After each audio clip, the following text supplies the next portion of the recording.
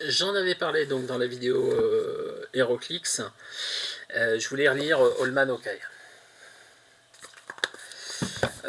Donc ça date de 2018. Je crois que je les ai achetés en version française en 2019. Je les avais lus une fois ou deux à l'époque et puis je les avais rangés dans la bibliothèque et je les avais laissés de côté. J'adore. J'adore, même s'il y a un problème de fond.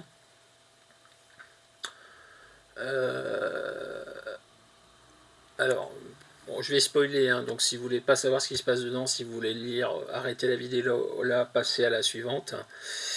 L'histoire de Holman Hawkeye, c'est l'histoire de pourquoi lui a survécu et pas les autres, et qu'est-ce qui s'est passé pour que tous les autres héros soient morts, et en particulier tous les Vengeurs. Et on découvre dans cette histoire que ce sont les Thunderbolts qui, manipulés, contraints par Zemo, qui ont été appelés à la rescousse par les Avengers parce qu'il y avait une attaque globale et qui ont trahi tout le monde. Et Zemo a déclaré que c'était pas la peine de tuer Hawkeye puisqu'il avait réussi à le briser. Voilà. Donc ça c'est le point de départ de l'histoire. Et donc au début de l'histoire, Clint découvre qu'il est en train de perdre sa vue, qu'il va sous peu il va être aveugle. Et il décide de faire le tour de ses anciens amis les Thunderbolts pour les tuer tant qu'il peut encore le faire.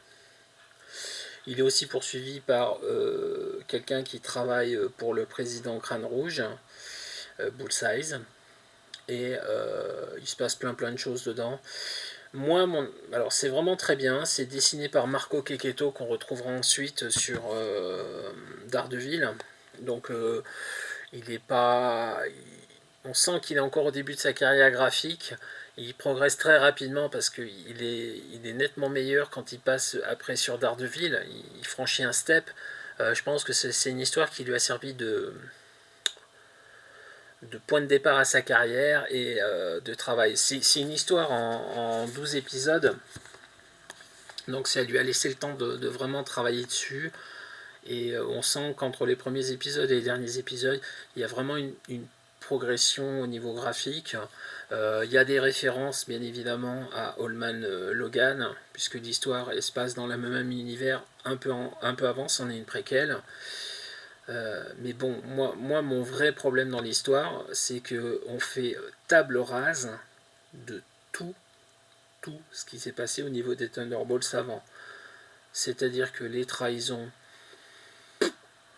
pourquoi, comment, on ne sait pas. Quelle est la motivation?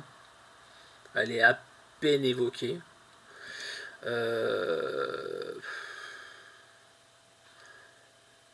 Les combats sont très bien dessinés, mais au final,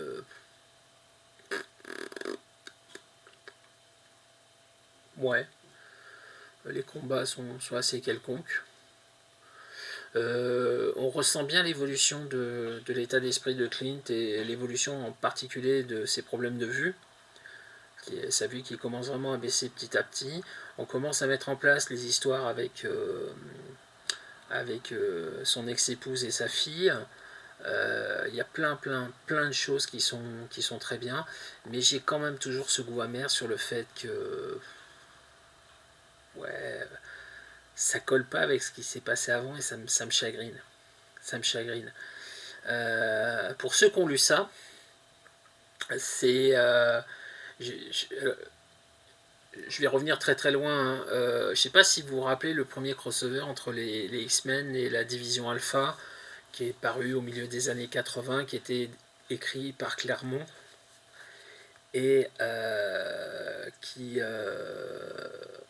contredit complètement la ligne temporelle de la division Alpha, puisque dans le crossover, on a Talisman et Sasquatch qui sont ensemble présents dans l'équipe, alors que euh, euh, Talisman ne rejoint l'équipe qu'une fois que Sasquatch est mort en tant que grande bête du Canada.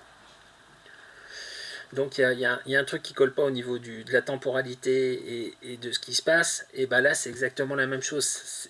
Il y a un décalage. On sent que la personne qui a pris les rênes de ça a décidé que ça serait les Thunderbolts et a pas réfléchi plus loin que ça. Ça chagrine fortement. C'est une bonne lecture, c'est sympa.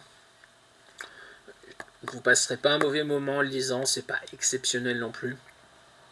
Mais c'est pas du niveau de Holman Logan, ça c'est clair. Et puis ça crache un petit peu trop à la gueule des Thunderbolts pour que je sois vraiment satisfait du contenu. Voilà.